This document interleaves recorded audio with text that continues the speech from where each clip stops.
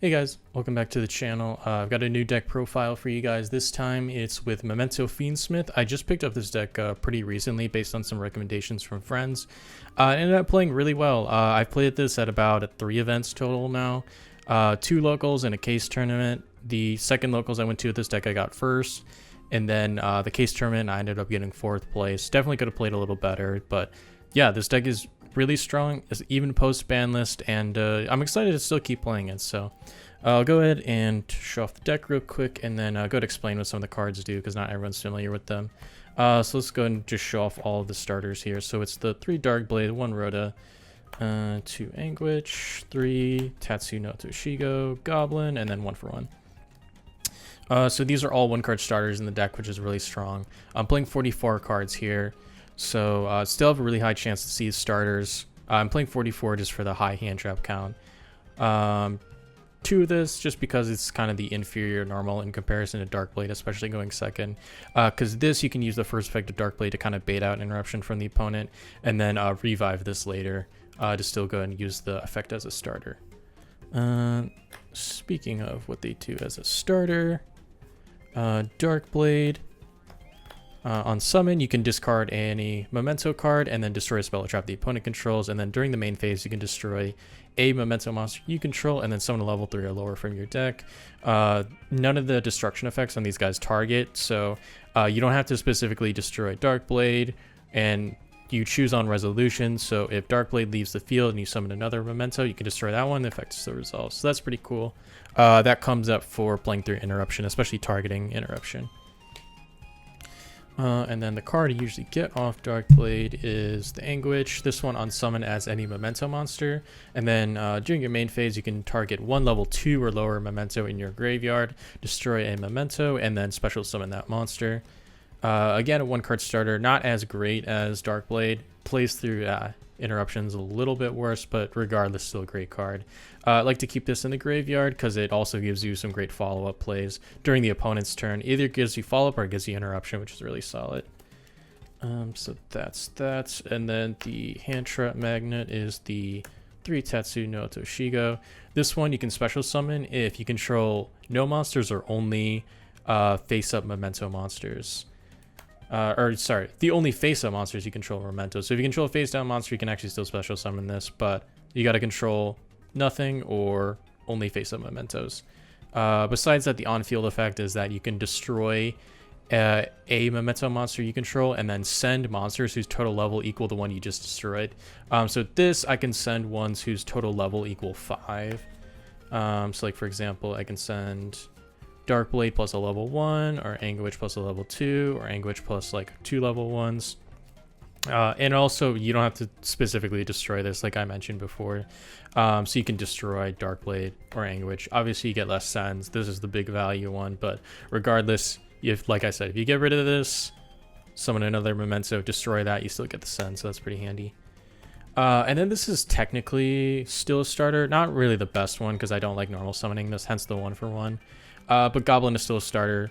This one is also a hand trap. You can discard it during your opponent's main phase if you control the big boss monster, which I'll show off later. And then you can make all your mementos untargetable for your opponent's main phase, or for the rest of the turn, but you activate it during your opponent's main phase. And then the on-field effect is that you destroy a memento you control and then send 2 with different names directly from the deck. This one, like I said, not really the best starter. The 1 for 1 gets it from deck. Goblin, though, is how you get Fiendsmith into memento if you only open Fiendsmith. And then for the rest of the cards, we've got the 1 Mace, the 1 Gaddick, the Sleepy, and the Combined Creation. Mace is a hand trap similar to Goblin. You discard it during the opponent's main phase to target and steal an opponent's monster for the turn, which is really crazy. And then during your main phase, you can destroy a memento you control and add any memento card, which pairs really nicely with the other cards you have in the deck, because this only grabs monsters. This can grab the spells and traps. And the spells and traps are how you play through interruption. It gets you endboard pieces, it gets you combo. It's really nice for that. And then Gaddick. On summon, it recovers any memento card from the graveyard. So like Mace, this can actually get you spell and traps back. And with Goblin, actually, this Gaddock is what makes Goblin a starter as well, because you can Goblin, send any Memento spell trap, and then Gaddock, and then that will trigger Gaddock's second effect, where if it's sent to the graveyard by a Memento monster's effect, special summons itself back. So that's really cool. Sleepy, this is a bit of a weird one. This is one of the new monsters that came out in Infinite Forbidden. This just says during the turn, any monster in your possession was destroyed by a card effect as a quick effect, you can just special summon it from your hand. And then on summon it, fusion summons any Memento monster using monsters from your hand or field. This gets you into the big triple fusion usually, but so you can also use it to make the 2 material fusion. It makes any Memento monster, so really handy for that. And then combined creation is the center focal point of the whole deck. It cannot be normal summoned or sick, and it has to be special summoned by shuffling 5 mementos with different names from your hand or graveyard into the deck or extra deck. This isn't once per turn, so if you've got 10 or more names in graveyard, you can shuffle 5 back special, send it away, shuffle 5 back special. It's really handy for that, for just getting you an extra body. And then the other effects are, if it's the only monster you control, it can attack all monsters your opponent controls once each. And then if your opponent activates a card or effect as a soft once per turn, you can special summon a memento from your graveyard. And this one I believe does target. No, it doesn't, because it summons from the hand. Actually, I forgot that it does that. Yeah, so it doesn't target. Revives any memento name. And it gets you to an additional piece of interruption, because otherwise he just sits there. This is mostly just your big towers you sit on, and the rest of your deck kind of revolves around him existing on the field. The attack effect doesn't really come up too often, but it comes up for OTKs, where it's actually better to just leave combined creation and nothing else on your field so you can attack over everything. Rest of the cards, I'll go ahead and talk about the quick plays real quick. Just 5 of them. 3 Bone Party, 2 Fusion. Bone Party is how you play through targeted interruption. And it's also an extender that doesn't use your normal summon. So this one says you can destroy a memento in your hand or face-up field, and then special summon one with a different name from your deck and defense position, or you can add it to your hand. And then during your main phase, you can banish it, target a memento, and that monster does piercing damage this turn. Doesn't really come out too much unless you're trying to go for an OTK with combined creation. Yeah, this card is really handy for just extending plays, playing past targeted interruption. I can't use it to OTK because it has to summon in defense, but that's okay. And then 2 Fusion. This is, again, one of the newer cards. This one came out in, I believe, Legacy of Destruction. This one is actually just a generic quick play fusion. It summons any monster. And what's cool about this is that it just has to use a memento, but if a monster in your possession was destroyed this turn, you can shuffle back mementos from your graveyard instead. So it gets your recovery, and it also means you don't have to minus yourself too much on using fusion materials from your hand or field. And again, if you use a memento from the field, remember it doesn't shuffle it back, it sends it to the graveyard. The only thing that gets shuffled back are specifically mementos engraved. And then the second effect is just as cool as an extender. You banish it, destroy any monster you control, and then add any memento spell trap. It doesn't specify that it can't be itself, so you can oftentimes just use this as an extender to summon a fusion, banish, pop something, and then add another copy for a follow-up turn. Like, I usually like to do that if I've already used Bone Party and I want this as an interruption. So that's the spells, and then the other 2 little bricks in the deck. The 1 Memento Mictolin, the field spell, and then the 1 Cranium Burst. Mictolin you mostly use for the other 2 effects. The first effect is that if your Memento battles, your opponent can activate spells or traps till the end of the damage step. Not really that useful. Otherwise, the other effect is if a monster you control is destroyed by a battle or card effect, you can target that monster and then summon any memento from your hand or graveyard with a lower level. And then during the end phase, you can target a memento spell trap in your graveyard and reset it to your field. Only your end phase, so you won't get any recovery on the opponent's turn, but that's okay. And then Cranium Burst is a bit of a controversial one because a lot of people don't really like this. It's either that or the other trap, or some people just don't play either trap at all. or sorry, Fracture Dance, the other one. This is Cranium Burst. Cranium Burst says, while you control a memento monster, your opponent must attack the one with the highest attack. And then if you control Combined Creation, you can target that monster. When your opponent activates a monster effect on the field, make it lose 1,000 attack and defense, and then that effect is negated. It's once per chain. So this is effectively 5 negates at most, which is really crazy. And it also, this is how I like playing through cards like Talents, because a big problem with having like big combo end boards is you're usually going to have a lot of monster interactions that'll play into Talents. But if I just leave this here, set it, and then only use Cranium Burst, then my opponent won't be able to use Talons or Thrust or anything. So that's really handy for playing through breakers. And then, of course, I mentioned I was playing the Fiendsmith build, so here it is, the 3 Engraver, the 1 Track, the 1 Lurry. A lot of people don't like playing this anymore because they say it's not worth it, because this isn't a 1-card combo. This used to bridge directly just Engraver by sending Goblin Reborning it to get to the Memento engine, but since Lacrima is banned, that makes it a little harder. It's actually still possible, but you have to either normal summon a hand trap, or you can even normal something like Gaddock and still get to combo. It's either that, or hand trap, or Bestial. Still gets you to combo, so it's not really super specific. And the rest of the combo doesn't require your normal, so if you normal a hand trap, it's still possible. Yeah, and then the tracked, to search for the Lurry, that's that. And the rest of the deck is just hand traps. So we've got 3 Ash, 3 Veiler, 3 Nib, 3 Imperm, and then a sweet 5 Bestials.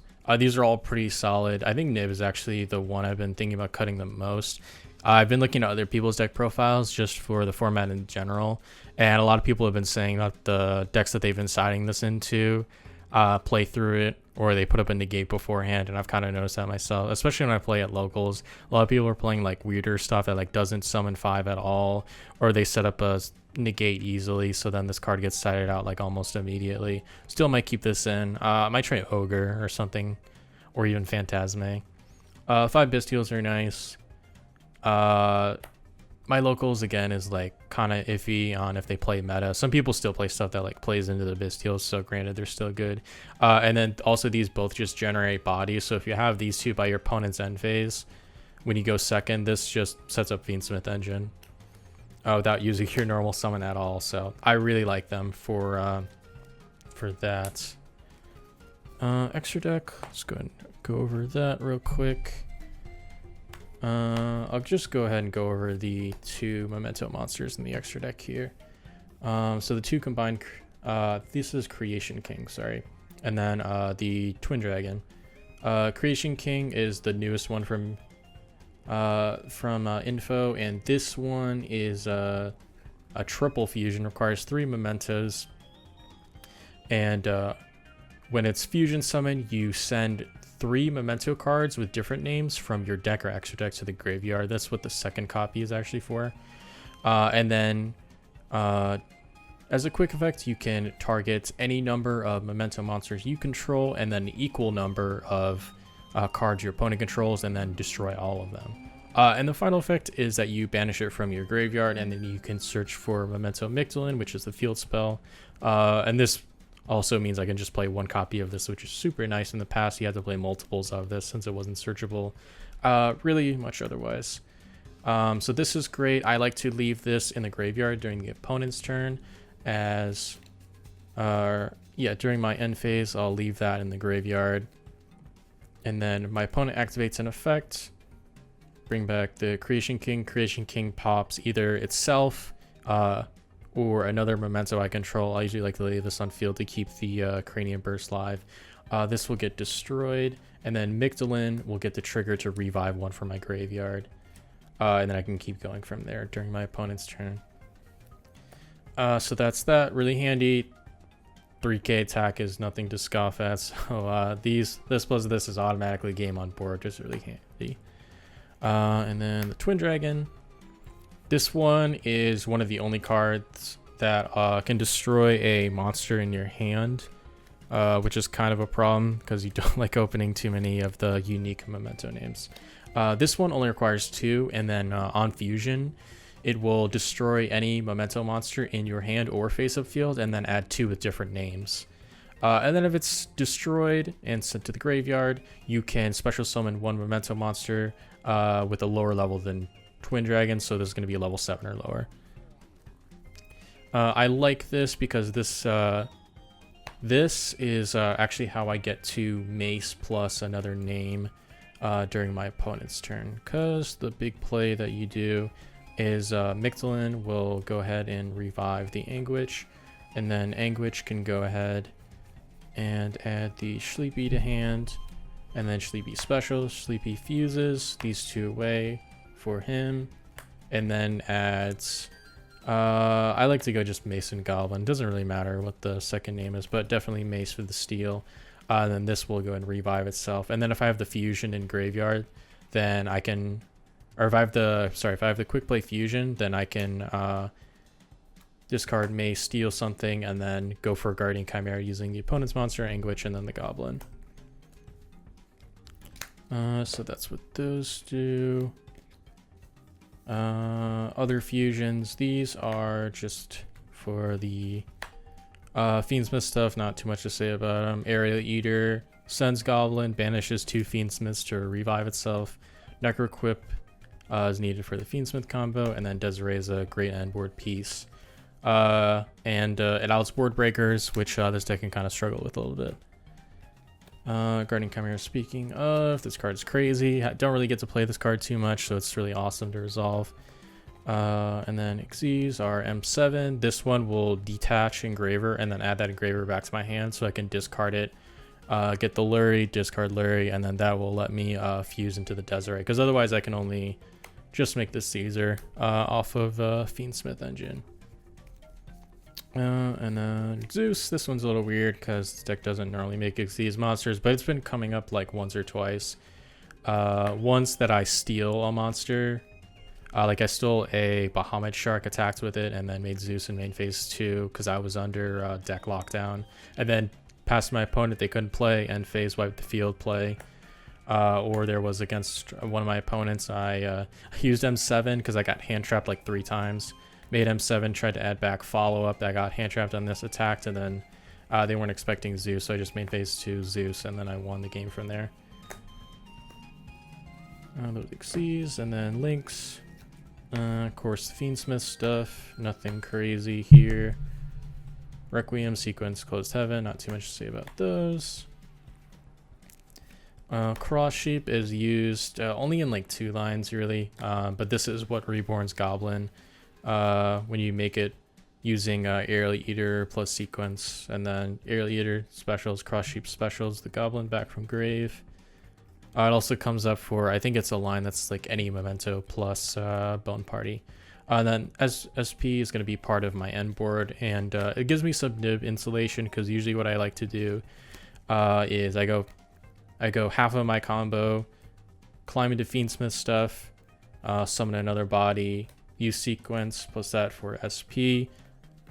Sequence targets the Desiree, and then after that, then I summon 5 or shuffle 5, summon this, and then my opponent wants to nib there. Then I just go and SP, tag these 2 out, and then the Desiree goes. Desiree shuffles back the Sequence, sends away the nib, and then end phase these 2 return, and then I still have the trap to reset in the end phase still. So that's what SP is there for. A good card. Side deck, nothing too much here. I was in the past playing other Bestials over the 2 Crows, but a lot of people at my locals are starting to play like other stuff that doesn't play light or dark monsters. And this also I can use without my opponent controlling a monster as a quick effect. So that's why I play Crow. I might bump this up and maybe cut like a Bestial or 2. So that's Crow. Phantasme is really solid. A lot of link decks. Again, if the goal is just 2 bodies to get into Fiendsmith engine, going second, and this is good for that. And also it tucks back the bricks that you're gonna draw, because there's way too many bricks in this deck. The third fusion, this is a little weird because a lot of people are just like 3 or 2 and that's it.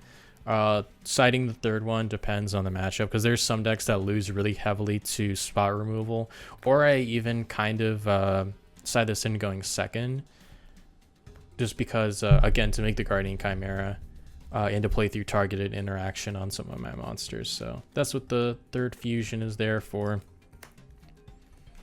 Tikaboo, not much I can say about this. This card's stupid, so deck can play it, so why not?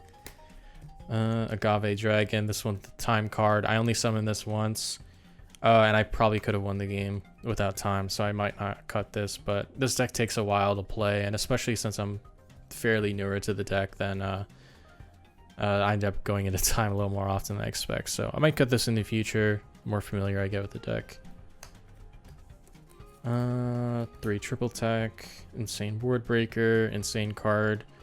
To play into the decks with hand traps. The one called by the grave for hand traps.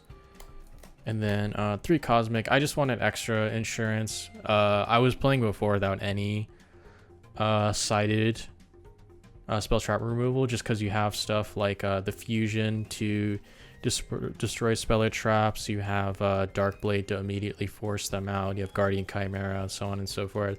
I have like a couple people at my locals playing like Runic and stuff like that, and I don't want to worry about like anti-spell or some other random floodgate that people are siding into me, like skill drain.